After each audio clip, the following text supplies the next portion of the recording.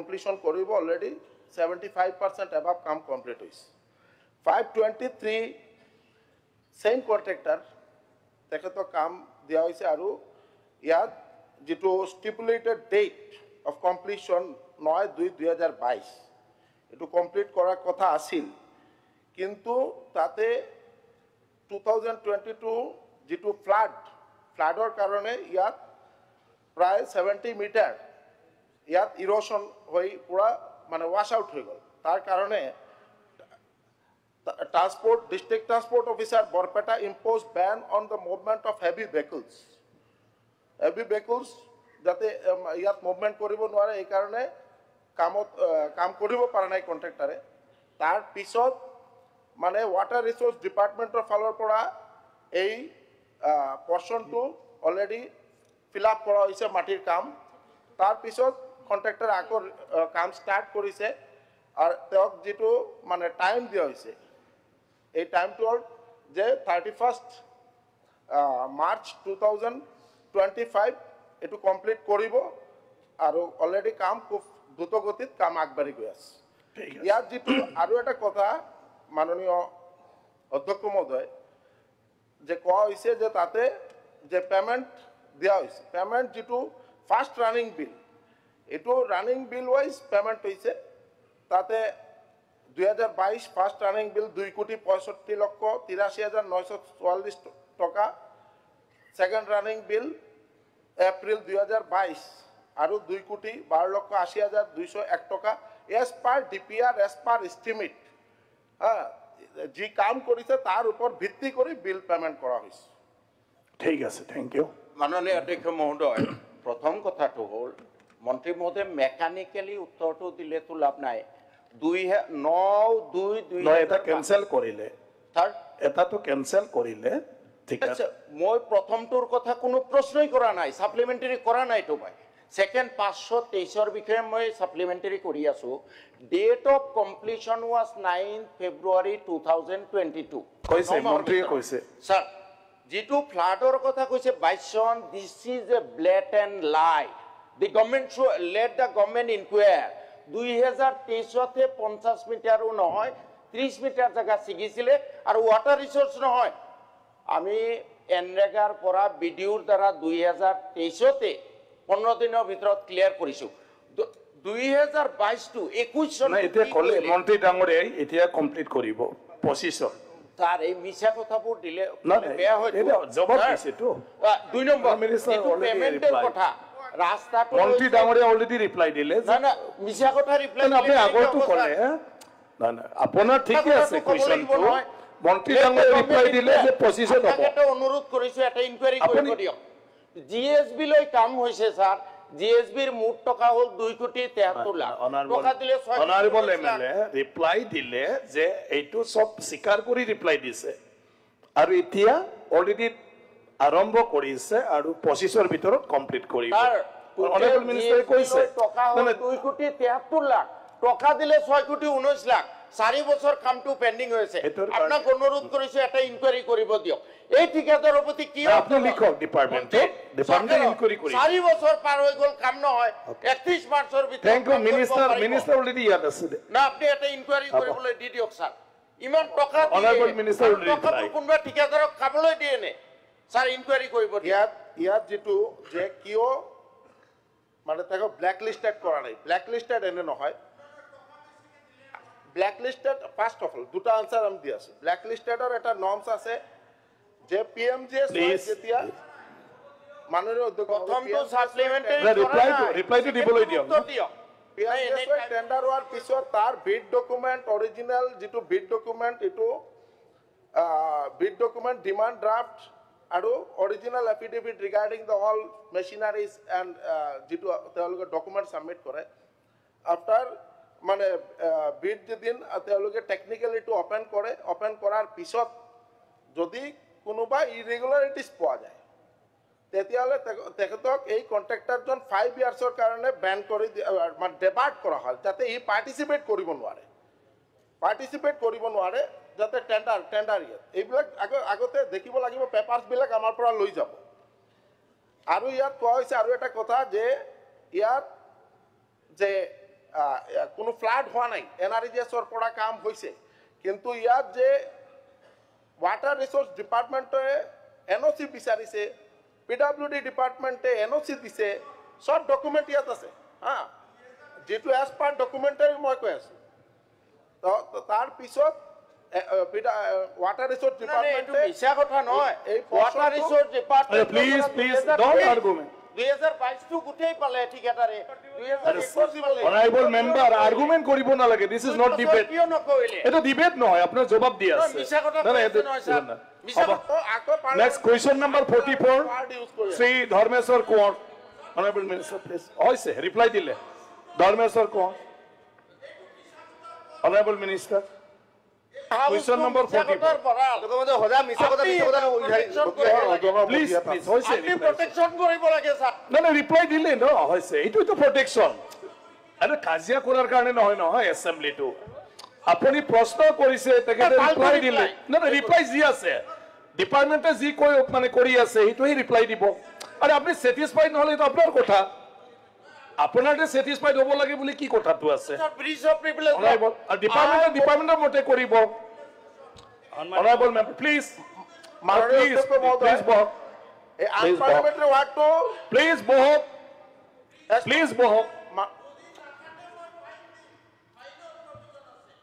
আরে এটা আপনি করক না আপনি কিও মানে আগর কথাটো কই আছে আরে অলরেডি অনারেবল মিনিস্টার মানে এডমিটেড আপনি যেখিনি কইছে সব এডমিট কৰি ফলে ৰিপ্লাই দিলে এতিয়া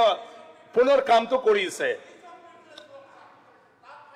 না আপনি কলে যে সব হ'ব লাগে আপোনাৰ মতে কেনেকৈ হ'ব মানে অলৰেডি আৰে মিছাটোৰ কাৰণে আপনি বেলেগ মানে ডিপাৰ্টমেন্টে কৈ দিও please sit down honorable member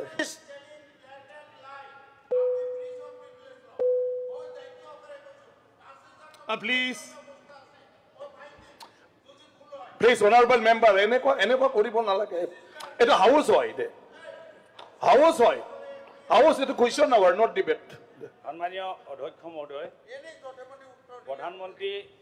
Amit সৰোবৰ নামত বিশেষকৈ মোৰ সোণাৰী সমষ্টিত প্ৰায় 53টা অমিত সৰোবৰ খন্দা হৈছিল গতিকে এই অমিত সৰোবৰ খন্দাৰ এটা বৃহৎ সিদ্ধান্ত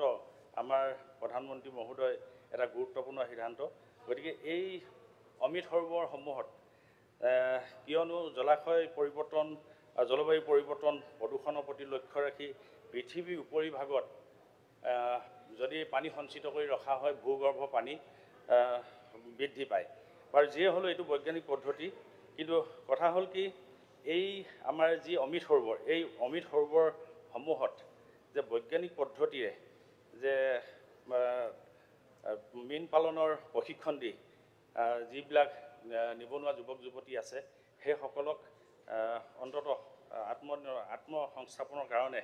কিবা মীন পালন কৰিবলৈ সুবিধা কৰি দিব পৰা ব্যৱস্থা আমাৰ বিভাগে লৈছে নেকি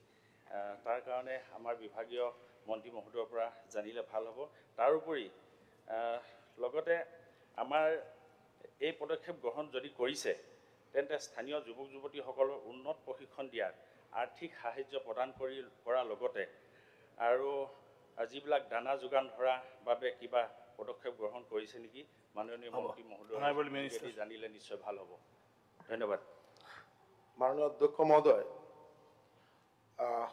মাননীয় বিধায়ক ধৰ্মেশ্বৰ কোঁৱৰ মহোদয় খুব গুৰুত্বপূৰ্ণ এটা কোয়েশ্চন কৰিছে ইয়াত অমৃত সৰোবৰ আঁচনি it is related with PNID department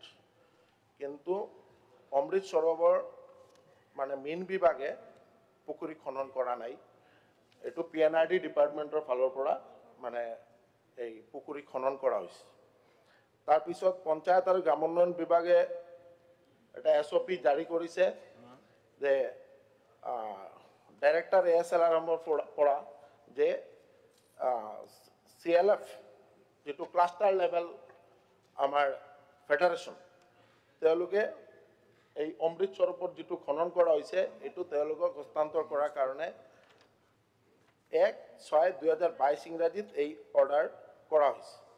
তাৰ পিছত আমাৰ পঞ্চায়ত স্তৰত আৰু আমাৰ ফিচাৰী ডিপাৰ্টমেণ্টে মানে এজ পাৰ যিটো আমাৰ ট্ৰেইনিং কৰা হৈছে 17,462 ক্লাষ্টাৰ লেভেল ফেডাৰেশ্যনক ট্ৰেইনিং দিয়া হৈছে। ট্ৰেইনিং দিয়াৰ পিছত তেওঁলোকৰ যিটো মানে এই যে কেনেকুৱা মানে ফিচিংটো কৰিব লাগে আৰু মানে অমৃতসৰৰ পৰা এজ পাৰ যিটো নৰ্মছ মানে যিটো খনন কৰা হোৱাৰ কথা তাতে আমাৰ কেইটামান আছে ASLRM-এৰ 17,462 এই ট্ৰেইনিং কেম্পৰ পিছত এতিয়া আকৌ আমাৰ যিটো CMGSY এই মানে CMGSY জৰিয়তে তাতে যাতে ফিছ চিট দেওয়াৰ ব্যবস্থা কৰা হয় তাৰ কাৰণে কেইটামান প্ৰকল্প হাতত লোৱা হৈছে আৰু আমাৰ বিশেষকে প্ৰশিক্ষণৰ যেটো আমাৰ মানে চিপা বা সিফ্ৰি আমাৰ প্ৰত্যেকটা ডিস্ট্ৰিক্টৰ পৰা 12 পৰা 15 জন প্রগ্রেসিভ ফার্মার্স তেওঁলোকক যাতে ভাল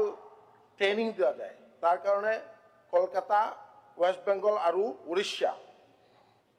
মানে আমরা মানে ফিশ বিভাগের পরা একটা ট্রেনিং সেশন অলরেডি কমপ্লিট হয়েছে আর নতুনকে প্রত্যেকটা এটা ডিস্ট্রিক্টর পরা আমি অলরেডি আমার প্রগ্রেসিভ ফিশ ফার্মার্স নাম অলরেডি আইছে এতিয়া আমি স্লট যেতিয়া সিপা বা সিপ্রির পরা পাই যাম তার পিছত এই প্রগ্রেসিভ ফার্মার্সবিলাক ট্ৰেনিংৰ কাৰণে তেওঁলোকক ফেজ মেনাৰে ট্ৰেনিং কেম্পত মানে পঠোৱা হ'ব এটো হল ফাৰ্স্ট পেজ 2 নম্বৰ আমাৰ মাননীয় বিধায়ক মহোদয় যেটো কথা কৈছে যে চিফ মিনিস্টাৰ PM প্ৰধানমন্ত্ৰী মৎস্য সম্পদা যোজনা যে ফ্ল্যাগশিপ স্কিম তাৰ জৰিয়তে আমাৰ বহুত কেইটা স্কিম হাতত লোৱা হৈছে তাৰ মধ্যত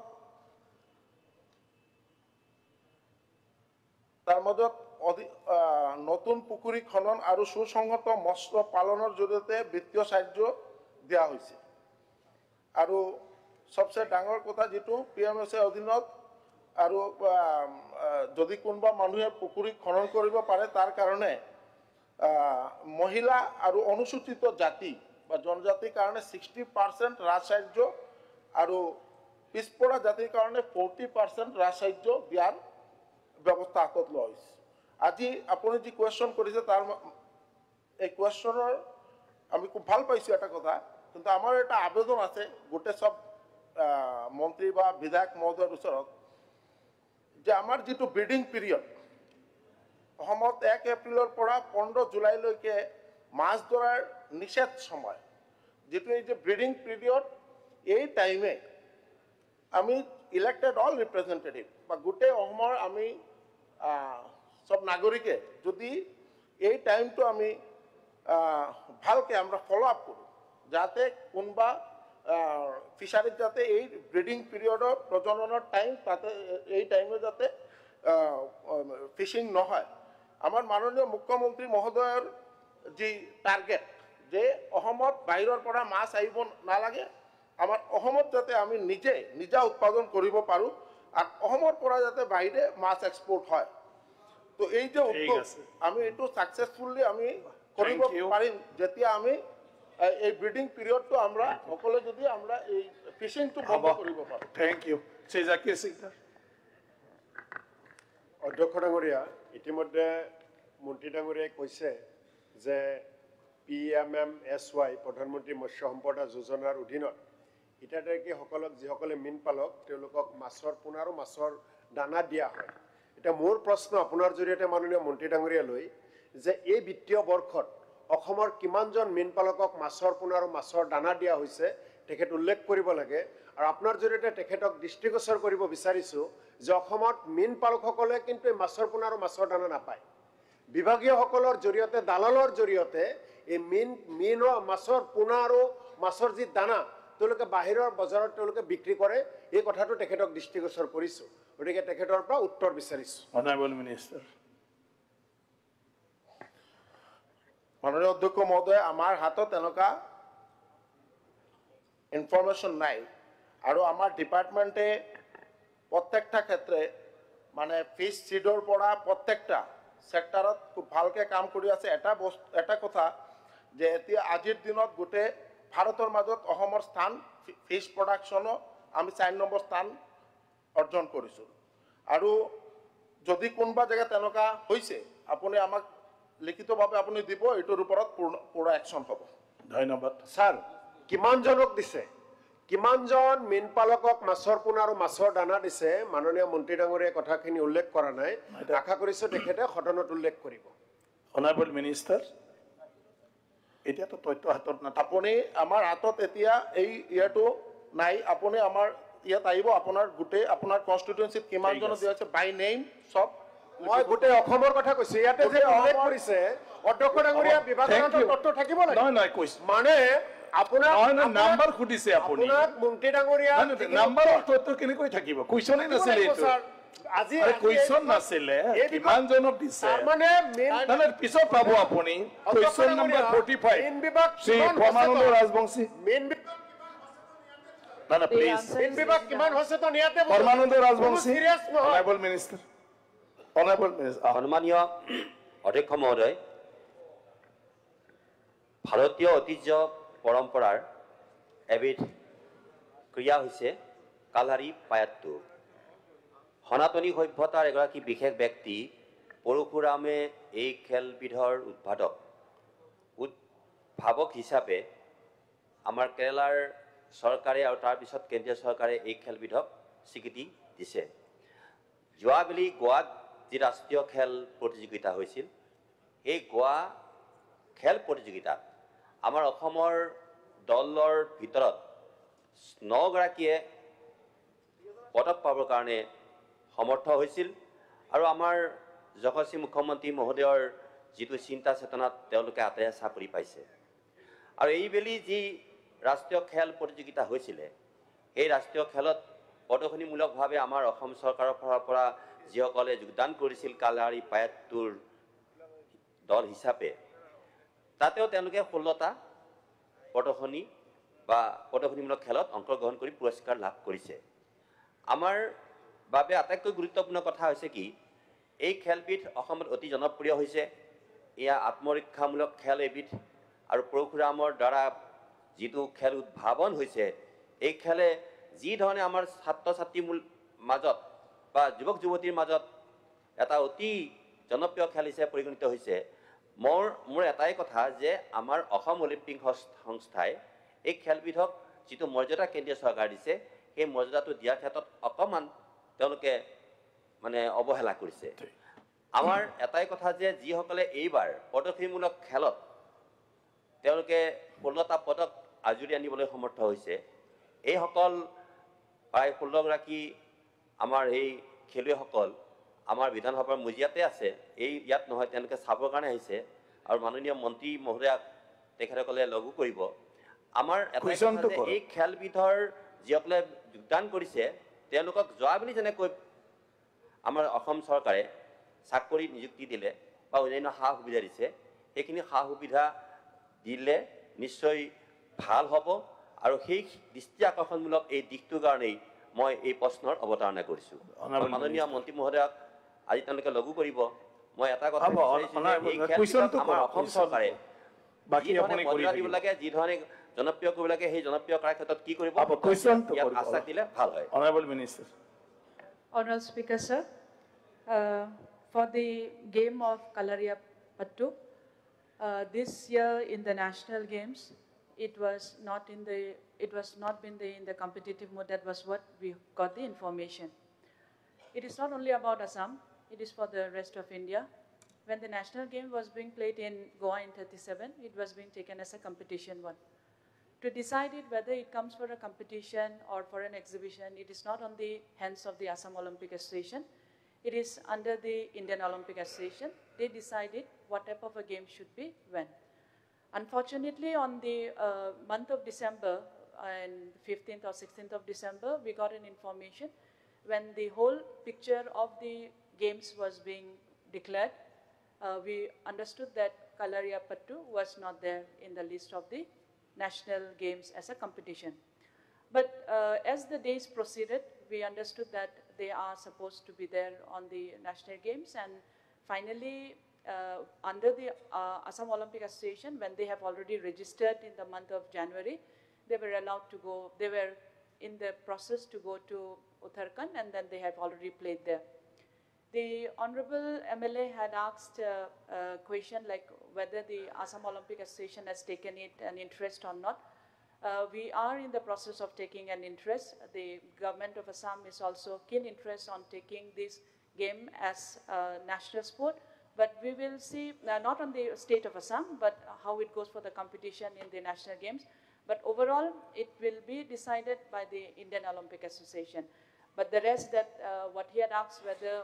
Assam will be taking in the terms of giving those medals winners, but it will come under the policy. If the policy is there, we will definitely be there. But to make it more clearer, in the 37 national games, those who had played in the Kalaripayattu and had won in the silver and bronze, under age one, only one was there who was being given an incentive of 40,000, but the rest were all being given the job by the government of Assam. Thank you. Okay, thank you. Next, question number 46. Sri Wazir Ali Chaudhury. Honorable Minister. Loko Nirman. অধ্যক্ষ মহোদয় উত্তৰ সদনৰ মজিয়াত ৰখা আছে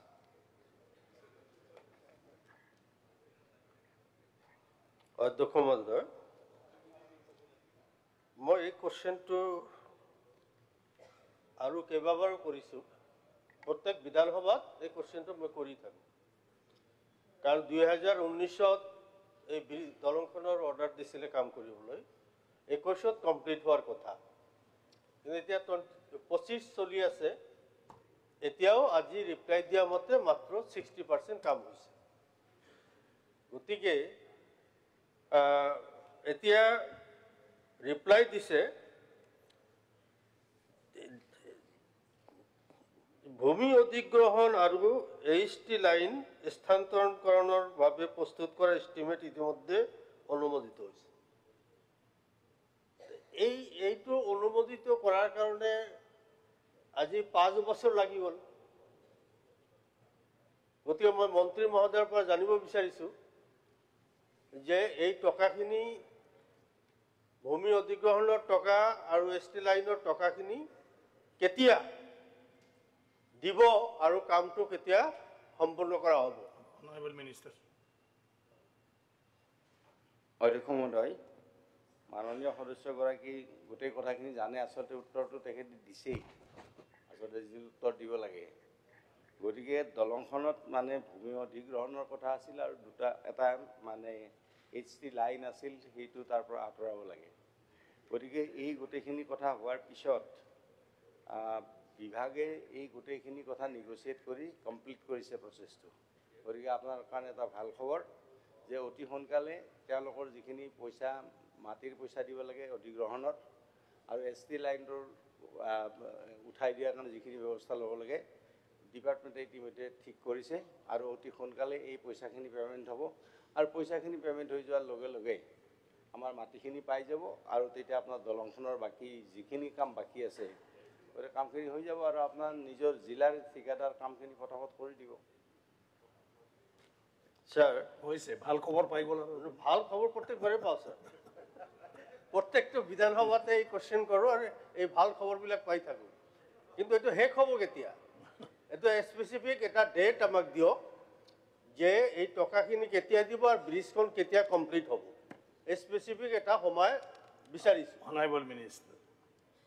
অধ্যক্ষ ডাঙৰীয়া আমাৰ মানে স্পেচিফিক যে ইমান তাৰিখে দলংখন শেষ হ'ব এইটো ক'ব নোৱাৰি ৱাজিৰ আলী ডাঙৰীয়া আপুনিও এজন চিনিয়ৰ মেম্বাৰ হাউচৰ মন্ত্ৰীও আছিল গতিকে একজেক্টলি ইমান তাৰিখে হ'ব সেইটো কোনো ক'ব নোৱাৰে আৰু আপোনাৰ ধুবুৰী জিলাখন এনেও বানপীড়িত অঞ্চল গতিকে কালি ধৰক ইমান তাৰিখে হ'ব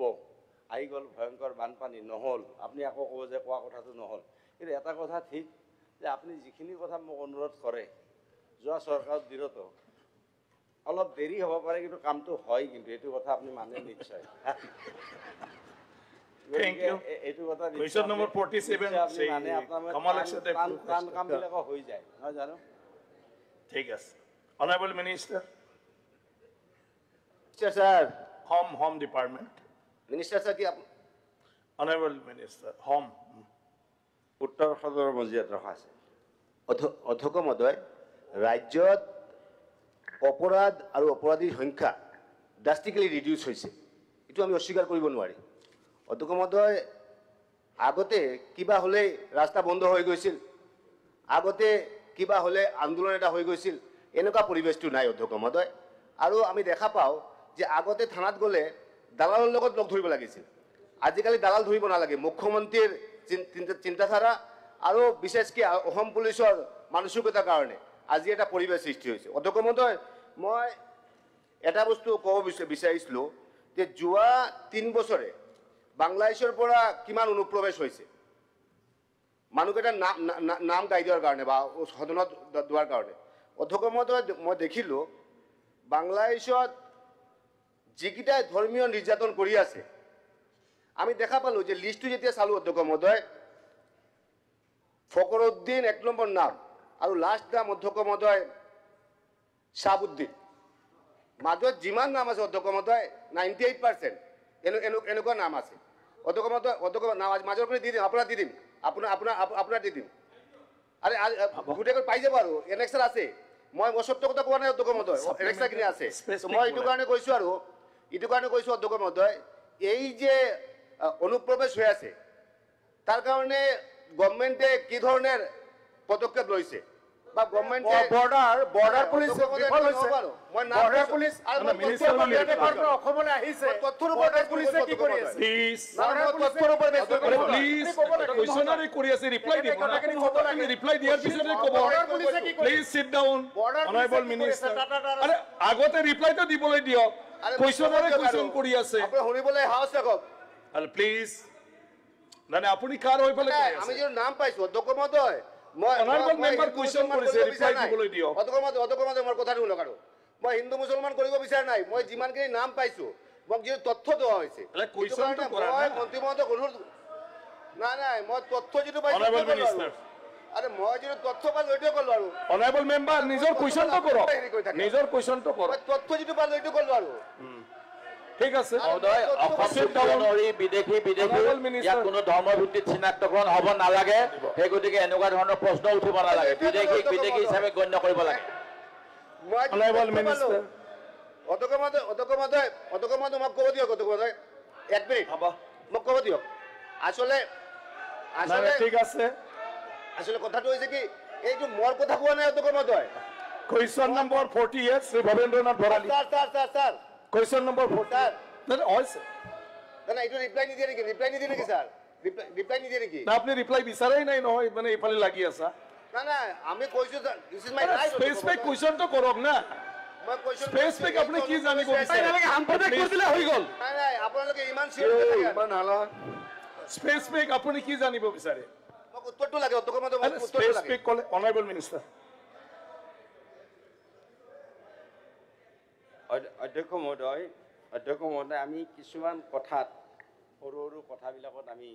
বেছি হাউচত যদি এনেকুৱা ধৰণৰ কথা বতৰাত বেছি তৰ্ক বিতৰ্ক কৰোঁ, হাউচৰ এনচাৰটো দিলে আনচাৰটো দি আছোঁ অধ্যক্ষ ডাঙৰীয়া। মানে ইমান হুলস্থুল হ'বলগীয়া কোনো কথা নাই।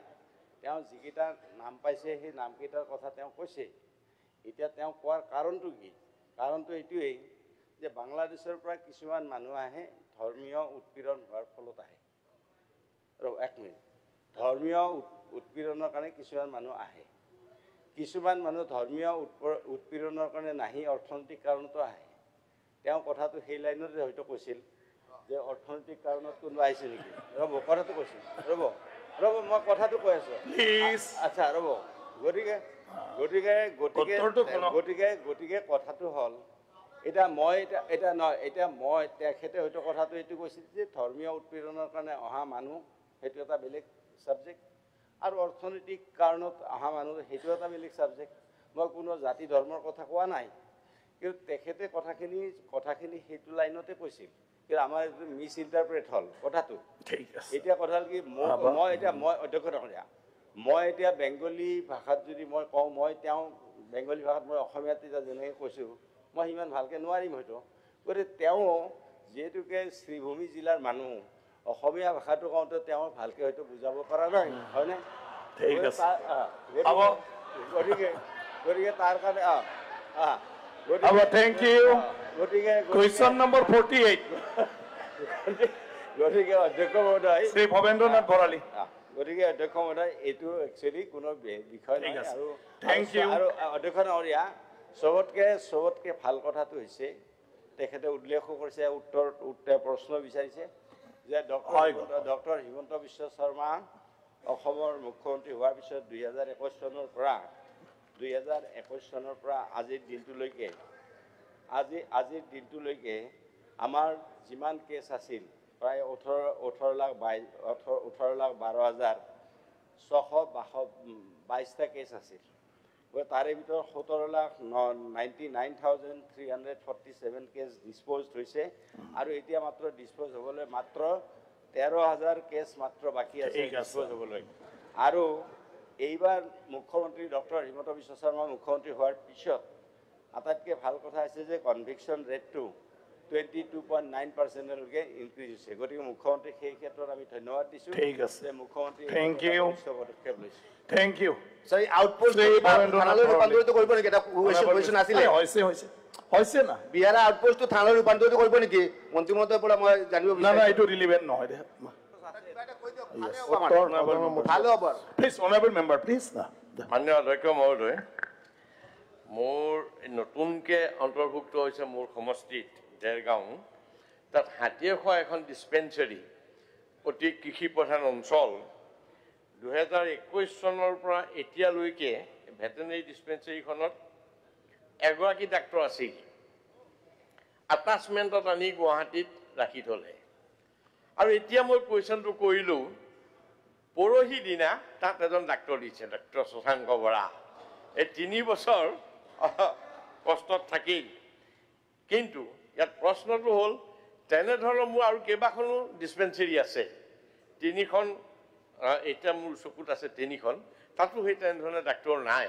গতিকে মই মাননীয় মন্ত্ৰী মহোদয়ক অনুৰোধ কৰিব খুজিছোঁ যাতে সোনকালেই এই খালী থকা কেইখনতো ডক্টৰকেইজন নিযুক্তি দিয়া হ'লে এটাচমেণ্টত দিব নালাগে ৰেগুলাৰকৈ দিলে ভাল হয় মাননীয় অধ্যক্ষ মহোদয় হাতীয়েখোৱা ৰাজ্যিক পশু চিকিৎসালয় দেৱনীতা শইকীয়া নামৰ পশু চিকিৎসক গৰাকী কৰ্মৰত হৈ আছিল শাৰীৰিক অসুস্থতাৰ কাৰণে তেখেতক মানে ইয়াত এটাচমেণ্ট আছিল কিন্তু আমি যেদিন দায়িত্ব পাইছোঁ তাৰ পিছত বহুত এটাচমেণ্ট উইথড্ৰ হৈ গৈছে আৰু আমাৰ মাননীয় মুখ্যমন্ত্ৰী মহোদয়ৰ যিটো প্ৰয়াস প্ৰত্যেকটা পশু চিকিৎসালয়ত ডক্টৰ যাতে থাকে তাৰ কাৰণে যোৱা 16/2/2023 ইংৰাজী আৰু 69 ডক্টৰ এপইণ্টমেণ্ট দিয়া হৈছে আৰু হাতীয়েখোৱা এই পশু চিকিৎসালয়ত আপুনি যেটো কৈছে যে এইটোৰ কুৱেশ্যনৰ কাৰণ হৈছে এইটো নহয় সিৰিয়েল কাৰণ আমি নতুন দায়িত্ব লৈছোঁ তাৰ কাৰণে আমাৰ এতিয়া 2 মাহ হোৱা নাই সিৰিয়েলি আমি যেটো হস্পিটেলৰ ডক্টৰ নাই তাতে ডক্টৰ দিয়াৰ ব্যৱস্থা কৰা হৈছে কাৰণ আমাৰ ইয়াত সাফিচিয়েন্ট ডক্টৰ আছে আৰু সব ডক্টৰে ভাল কাম কৰি আছে ইয়াত ডক্টৰ শশাংক বৰা তেখেতক দায়িত্ব দিয়া হৈছে আৰু আমাৰ জানামতে আজি যোগদান কৰিব ঠিক আছে থ্যাংক ইউ এটা কুৱেশ্যন নম্বৰ 49 আমিনুল ইছলাম ডাঙৰীয়া অধ্যক্ষ মহোদয় 1 মিনিট মোৰ এটা ছাপ্লিমেণ্টাৰী আছে প্লিজ নালাগে এইটো specific question specific question Akhil ডাঙৰীয়া স্যাৰ ডেপুটেশ্যনৰ ওপৰতে আছে স্যাৰ এটাচমেণ্ট হৈ আছে গোটেই চিকিৎসকবিলাক স্যাৰ তেখেতে অলৰেডি এটা ছাপ্লিমেণ্টাৰী কিয় হয় সুবিধা কৈদল হ'ব নালাগে এইটো ৰিলিভেণ্ট নহয় ন তেওঁ ৰেডি হৈ আহিছে অকল হাতীয়ে খোৱা বেলেগ আপুনি বহক না আৰু অলৰেডি চবতে দিম বুলি ক'লে অনাৰেবল কুৱেশ্যন আমিনুল ইছলাম ডাঙৰীয়া মাননীয়